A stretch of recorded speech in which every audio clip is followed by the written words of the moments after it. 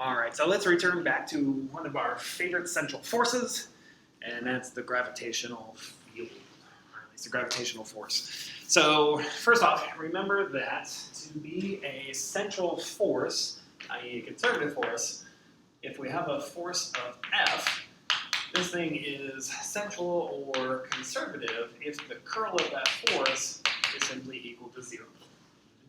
Now, what we know is by Helmholtz theorem that what this implies then is that the force can be uniquely defined in terms of some sort of gradients of a scalar potential. So, in our case, what we're considering then is that we have the gravitational field, or the gravitational force. That thing then is going to be defined in terms of some sort of gravitational potential energy. Now, also remember that to be a central force, what must be true is that that force then must only be dependent on the scalar distance between 2 points. So it doesn't depend on the direction at which these points are, it only depends on that distance away from them, so some sort of scalar distance. Now, to determine the scalar potential, what we're going to do then is we're going to consider the work done by us to move a particle of mass m from some initial radius away, let's call that vector r1, to some final vector or some distance away, let's describe that by a vector r2, along some sort of predefined path, where that path we're going to describe as dl. Now, since we are doing work to move it from here to here, what that means then is we are doing negative of the work done by the gravitational force. And I know that because gravitational force is an attractive force, which means it wants to pull it down into the central body here. So for us to do work, we have to overcome that, which means that we're going to do a force F, which is then equal to negative of the gravitational force. Meaning that the force that we do, or the work that we do, is then equal to minus the work done by the gravitational work. So, good. So let's put this together. So that means that the work we're going to do to move this thing from some initial position here to some final position, or let's say that R2 then is equal to R1 plus some dr, which is some differential amount at which I'm going to move this, then is going to be equal to then, so the differential work is going to be equal to the force that we're applying dotted with dr, which is then equal to minus the gravitational force dotted with dr. So this is the differential amount of work I have to move it over some sort of small distance.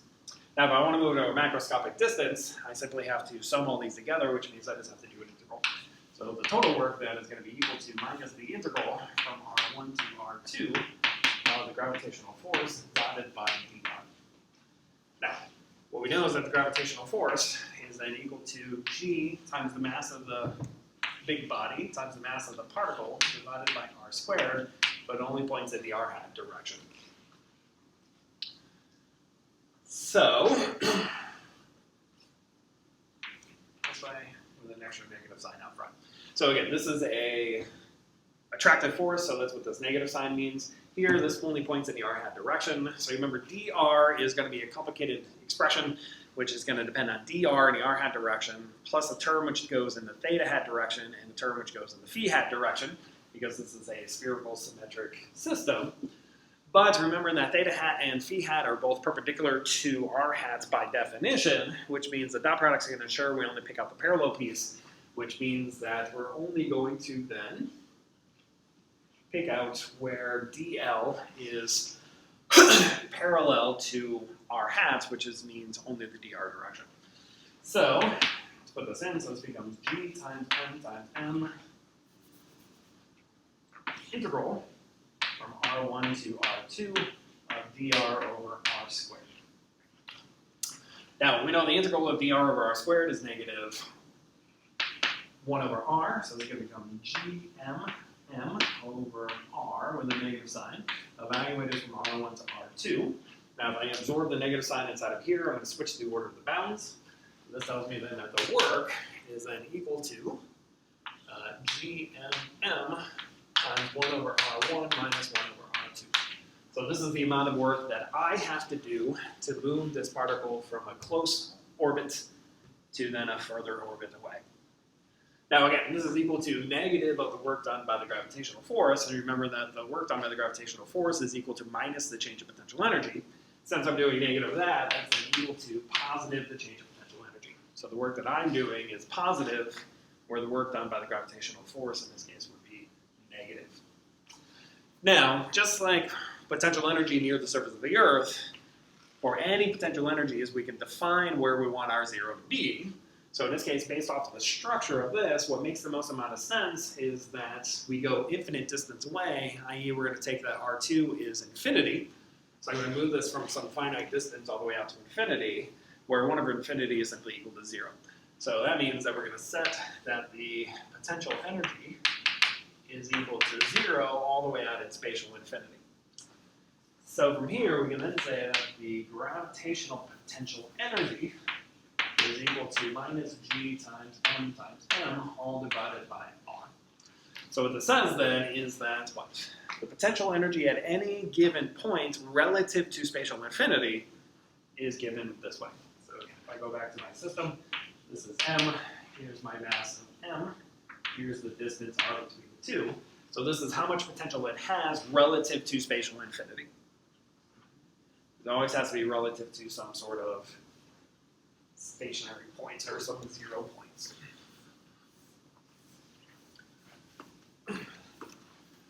So this negative sign is not here by chance. What this negative sign means, again, is that this is some sort of attractive potential. So that means if I plotted the potential, here's my potential versus position, what happens is this thing at infinity is 0, so this thing asymptotes to infinity, and then as I get closer and closer to the main central body, this thing now is going to quickly start to go to minus infinity. So this is what my plot should look like. So what this means then is if I start off with a particle here, this thing is going to roll. As it starts rolling in or starts to infall, this thing is going to start moving faster and faster and faster and faster and faster, until eventually this thing is going to speed up and collide. So it just means that this thing is going to infall into him, getting faster and faster as this thing is approaching him, and then eventually this is going to collide, probably on some sort of catastrophic collision, but let's not worry about that right now. Okay? Now, what that means then is that the moon above the Earth should infall radially in and then smash with the Earth. Now, as we talked about way back when in introductory physics, we know is that the moon doesn't infall in and collide with the Earth due to its tangential velocity.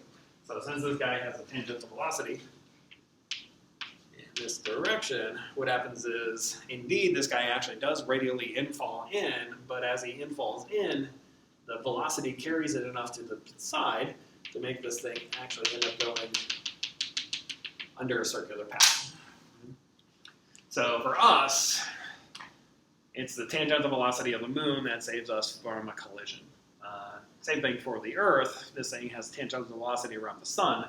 So the reason we haven't radially infallen into the sun yet is because of that tangential velocity. Good. So now that we know the potential energy, we can now define the potential. So just like we did in electrostatics, where the electric force, which is also a conservative force, which also is a 1 over r squared force, we had the electric potential energy, which from here we can define what's known as the electric potential. So I'm going to call that guy M, which is then equal to the limit as Q goes to 0 of the electric potential energy divided by the charge. So this is the electric potential energy per unit charge at some given location. So from here we can define the gravitational potential as being the limit as m goes to 0 of the gravitational potential energy per unit mass. So this thing has what? Units of joules per kilogram, where this thing had units of what? Joules per coulomb, which is what we define to be, at least for this guy, a volts. Now let's talk about these parts quickly. Again, as we talked about in 206, that introductory physics 2, the fact that the charge goes to 0 simply just means that we want the charge to be small enough that if I put the charge into some sort of charge configuration, that charge isn't big enough to create such a repulsive force or an attractive force to cause those charges that are creating the electric field, or in this case, the potential, to move. This is what we call back react. So we don't want that charge configuration to be changing as this charge is moving around inside of that configuration. Here it's the same thing. All this means is that we want the mass going to 0, means we want it to be small enough that if we put that mass then into that configuration of masses, that it's not going to change the overall distribution, which means it won't change the field itself. So the field stays the same. All we're doing is sampling the field to figure out what this field actually looks like. Now, using our gravitational potential, this means this is equal to minus g times the mass of that central body, all divided by the distance. So this is what we call the gravitational potential. Now, let's say instead of having one object, we have a whole bunch of objects. So instead of having one capital M, we're going to have multiple capital M's. So let's say this is my z-axis, x-axis, y-axis. So here's one mass, m alpha, or let's call it m1. Here's another mass, m2, another mass, m3. So each one of these guys has their own mass. Let's call that m alpha. Each one of them are some distance away from the center of the coordinate system. So let's call this guy then R1. This guy's got to be R2. This guy then is going to be R3. And what we want to do is put some mass in here. So let's say here's my mass M, which is going to be at some distance away from the origin. Let's call that simply vector R. Now again, we're going to pluck that guy out. So what I'm more interested in is what is the potential or the total potential at this particular point. Meaning I'm just going to take this guy out, but again, just for visual purposes, let's put this guy into here. So each one of these guys is at a position then of R vector alpha. So we want to know then what is the total potential at that particular point. Well, the total gravitational potential at that point is simply equal to the sum over all of those alphas of each one of these individual gravitational potentials. So this then is going to be equal to G times then the sum over alpha of m alpha divided by s alpha, where s alpha then is going to be the distance between each one of these different masses. So what I mean by that is this distance from here to here is s1. This distance from here to here then is s2. This distance then from here to here is s3. So meaning that s alpha then is going to be the magnitude of what r vector minus r alpha.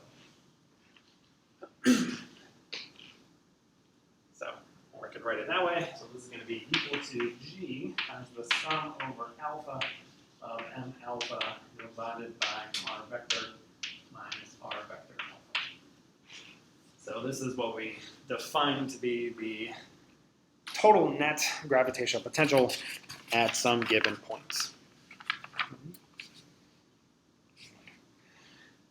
Now, from here, from this gravitational potential, we can then define what's known as the, pardon me, the gravitational field intensity. So let's talk about the gravitational field intensity. Gravitational field intensity. So the gravitational field intensity we're going to write as some vector G. So vector G then is equal to the limit as m goes to 0 of the gravitational force per unit mass. So I'll give you kind of an idea what this is. This is basically the same idea as the electric field. So remember again, the electric field is the limit. Q goes to 0 of the electric force per unit charge.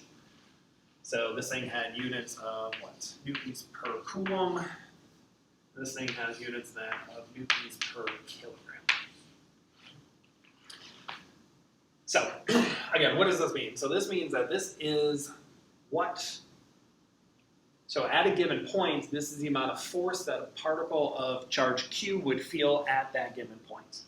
This one is basically the same idea. So this is the amount of force due to the gravitational field that a particle of mass m would feel at a given point. Now, near the surface of the Earth, this is simply just going to be g times m divided by the radius of the Earth squared, which is simply the acceleration due to gravity near the surface of the Earth, which this would be 9.8 meters per second squared. So this is what we call the gravitational field intensity. So, putting these things together, what this means then is what?